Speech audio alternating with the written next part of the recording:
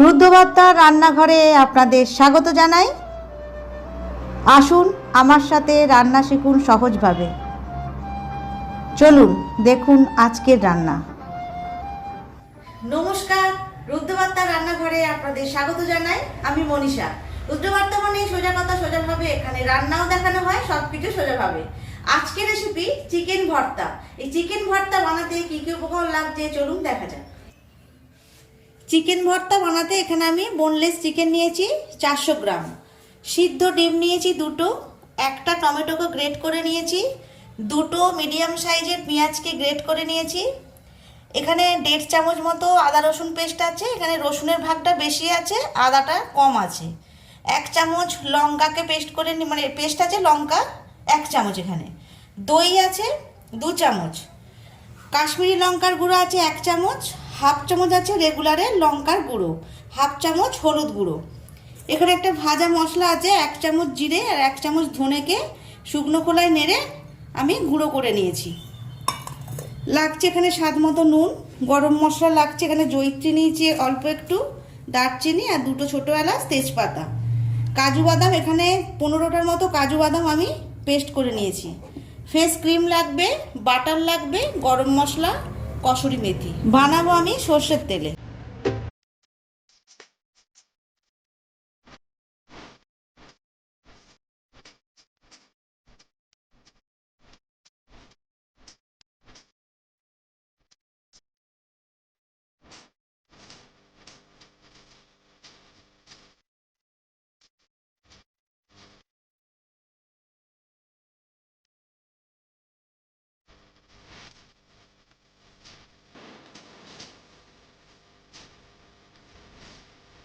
জল আগেই গরম করতে দিয়ে দিয়েছি, এখানে 1 কাপ মতো জল দিয়েছি।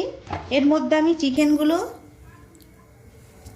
দিয়ে 5 মিনিট সময় নিয়ে এটা সিদ্ধ করে নেব।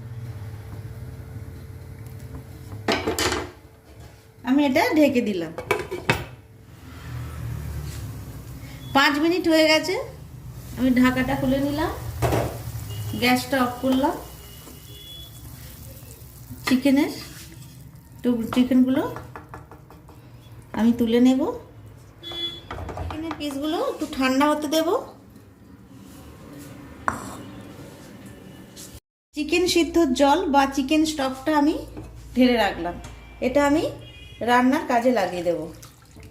কড়াটা গরম হয়ে গেছে, আমি এর মধ্যে সর্ষের তেল দিয়ে দেব। 3 চামচ সর্ষের তেল দিলাম। এই রান্নাটা কিন্তু সাদা তেলেও করা যায়, তো আমার সর্ষের তেলটা ভালো লাগে, সেই জন্য আমি সর্ষের তেল দিয়েই বানাচ্ছি। তেলটা গরম হয়ে গেছে, আমি ওর মধ্যে ফোড়নটা দিয়ে দেব।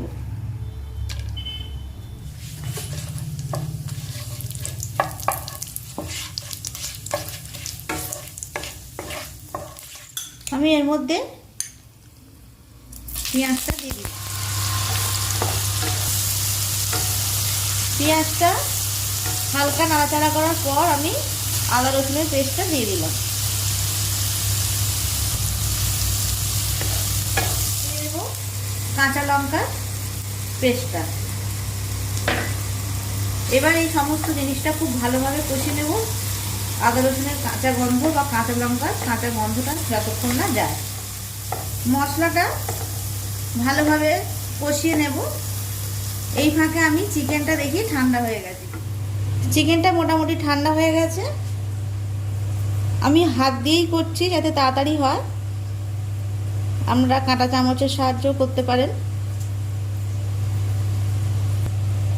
এইভাবে মাংসের টুকরোগুলো থেকে আমি এইভাবে ছাড়িয়ে নিচ্ছি। চিকেনগুলো আমার এইভাবে ছাড়িয়ে নেওয়া হয়ে গেছে। মশলাটাও এখানে কষানো হচ্ছে, আমি চিকেনটা ছাড়াতে ছাড়াতেই মাঝে মাঝে নেড়ে দিয়েছি। আচ্ছা, এবারে আমি টমেটোটা যে গ্রেট করে রেখেছিলাম দিয়ে দিলাম। মশলাটা কষানো হয়ে গেছে, মশলা থেকে খুব সুন্দর একটা গন্ধ বেরিয়েছে। এই অবস্থায় দিয়ে দিলাম লঙ্কার গুঁড়ো, হলুদের গুঁড়ো, কাশ্মীরি লঙ্কার গুঁড়ো।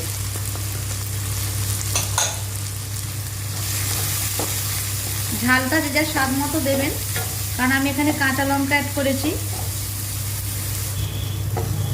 এখানে আমি যে ভাজা মশলাটা করে রেখেছি সেই ভাজা মশলাটা আমি দিয়ে দিলাম।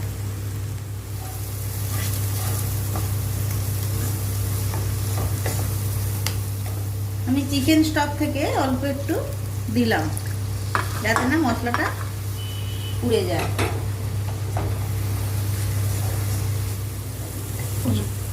দিয়ে দিলাম কাজু বাদামের পেস্টটা।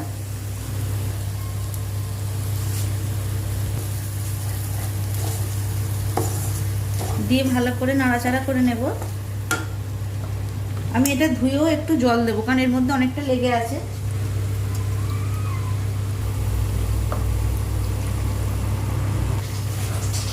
খুব ভালোভাবে কষানো হয়ে গেছে, তেলও ছেড়ে দিয়েছে। আমি এর মধ্যে দিয়ে দিলাম চিকেনের টুকরোগুলো।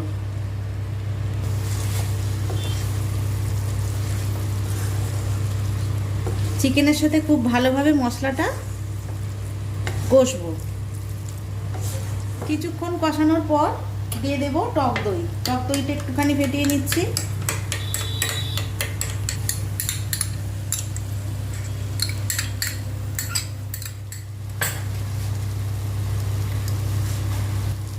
দিয়ে দিলাম স্বাদ মতো নুন।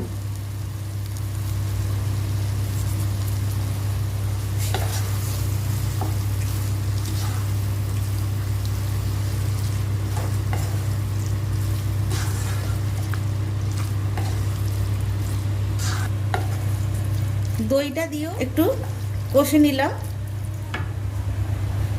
এবার আমি এর মধ্যে চিকেন স্টকটা দিয়ে দেব।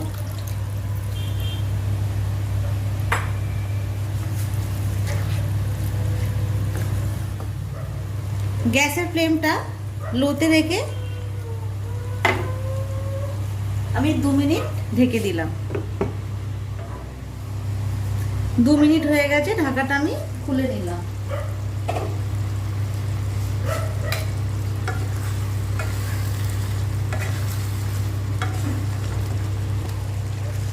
দিয়ে দিলাম গরম মশলা। এখানে আমি 1/2 চামচের একটু বেশি দিয়েছি গরম মশলা। এই সময় দিয়ে দেব একটা ডিম।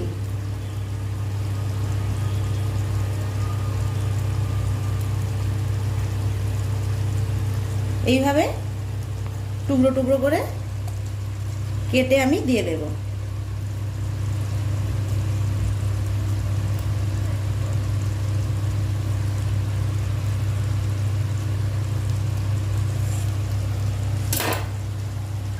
আর একটা ডিম আমি গার্নিশিং এর জন্য রেখে দিয়েছি। ভালোভাবে মিশিয়ে দেব ডিমটা।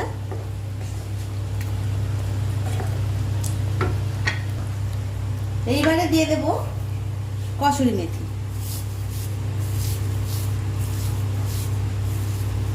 চিকেন ভর্তাতে কিন্তু কসুরি মেথিটা মাস্ট, এটা দেওয়ার চেষ্টা করবেন।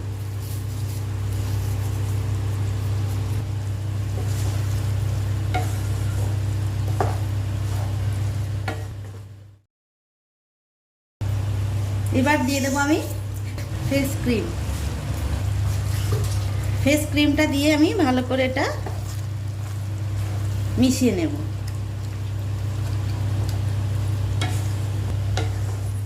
দিয়ে দিলাম উপর থেকে আমি বাটারটা দিয়েও আমি ভালো করে মিশিয়ে নেব। চিকেন ভর্তা রেডি। এবার পরিবেশন করে দেখাবো।